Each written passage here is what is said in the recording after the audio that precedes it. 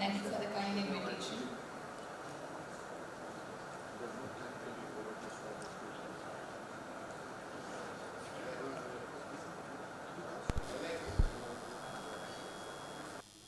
A very good morning to everyone, and I shall be presenting a video on steps of laryngectomy in post-RT salvage setting. So whenever we consider surgery for larynx in a situation where the patient has already received radiation therapy or chemoradiation, there are certain areas of concern. It begins right from positioning of the neck, which could be restricted, extension because of fibrosis or induration. Overlying skin may also undergo fibrosis, induration, oftentimes discoloration as well. The laryngeal tissue, including the soft tissue, mucosa, as well as the trachea, may undergo edema, fibrosis, may make it prone to perichondritis. An area such as voice rehabilitation and neopharyngeal buttress with a vascularized flap require individual case-by-case assessment and management. I'll probably touch upon each point as and when they come in the video. So this was a patient with a typical deep-seated glottic growth and a past history of radiation therapy 8 months back. The video will comprise of the steps of total laryngectomy, including isthemectomy with primary closure of the neopharyngeal mucosa. So the patient had undergone prior tracheostomy. Incision planning is very important in this setting. We refrain from taking the typical Gluck-Sorensen's incision and prefer a horizontal neck crease incision with circumscribing the tracheostoma. We also refrain from taking a separate stoma in the stomal incision to prevent necrosis of the intervening flap. The skin flaps are raised in the subplatysmal plane with a knife, preferably. Again, defining landmarks, the need of or the importance of it cannot be underestimated. The flaps are raised such that the sternomastoid is defined on either side. Inferiorly, the suprasternal notch is exposed. The sternomastoid is reflected and the strap muscles are exposed. The submandibular gland is again reflected such that the digastric is under vision. Lateral neck dissection is completed and the larynx skeletonization is begun. The ansa is cut and the strap muscles, that is the sternohyoid and the sternothyroid, are cut as low in the neck as possible up to the midline. The thyroid lobes on either side are preserved along with the vasculature.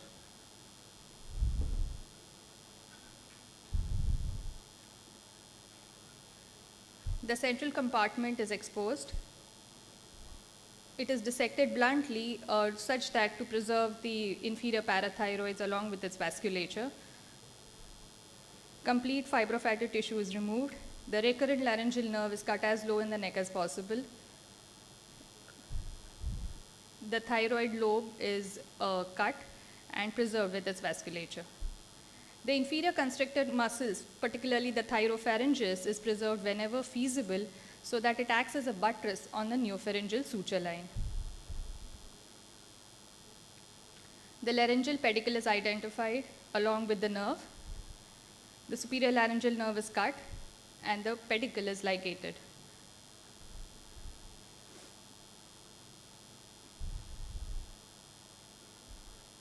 The same steps are repeated on the opposite side.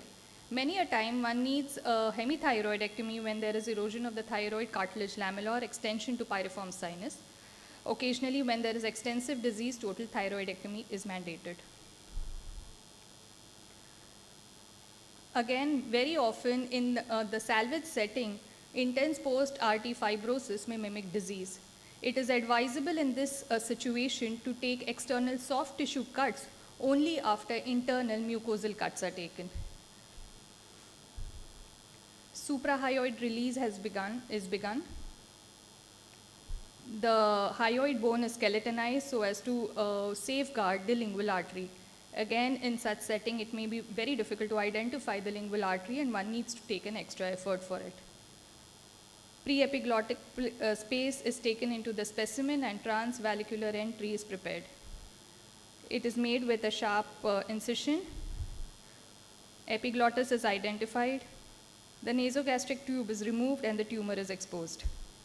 The cuts are taken internally with a sharp knife or a scissors, and corresponding soft tissue cuts are taken such that the mucosa and the soft tissue margins are adequate.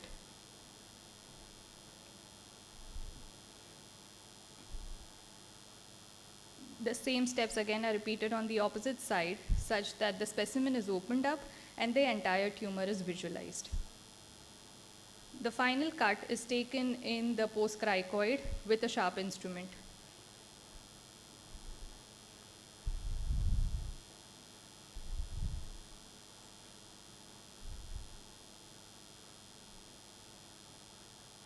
The tracheal cuts are now begun. It is taken below the tracheostoma.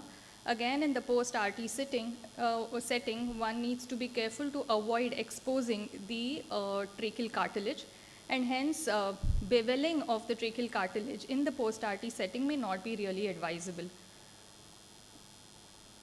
The inferior tracheal margin is confirmed, and then the cut is taken in the membranous trachea. The airway is secured, and the final cuts are completed to deliver the specimen.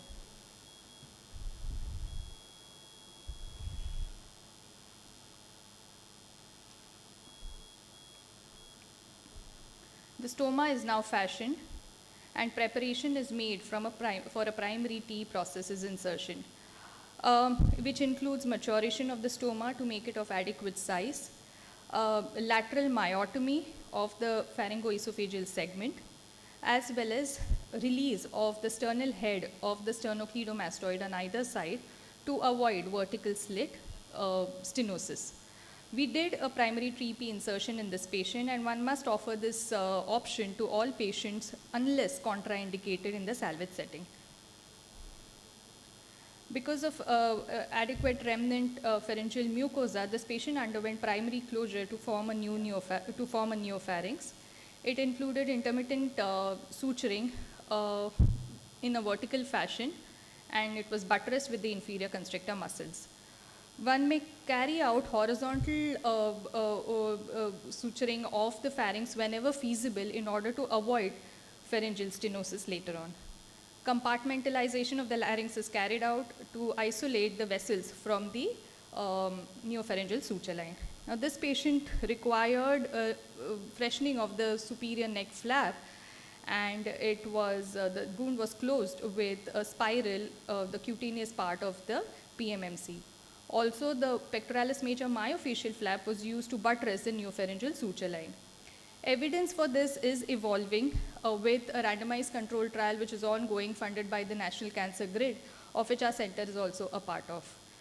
So to conclude my video, a patient who has undergone a laryngectomy, regardless of it being in the per primum or the salvage setting, deserves good locoregional control, no dependence on nasogastric tube, and optimum voice outcomes.